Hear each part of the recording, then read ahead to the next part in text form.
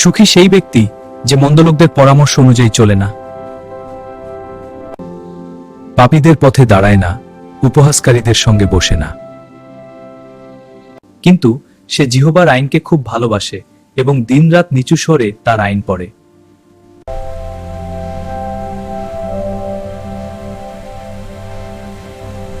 সে জলের স্রোতের ধারে লাগানো গাছের মতো হবে, যেটা সঠিক সময়ে ফল দেয় এবং যেটার পাতা শুকিয়ে যায় না।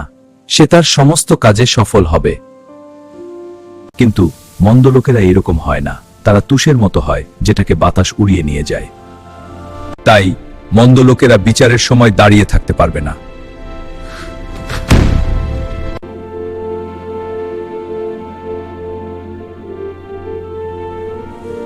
পাপীরা ধার্মিক লোকদের মণ্ডলীতে দাঁড়িয়ে থাকতে পারবে না, কারণ জিহ্বা ধার্মিক লোকদের পথ সম্বন্ধে জানেন, কিন্তু মন্দ লোকদের পথ বিনষ্ট হয়ে যাবে।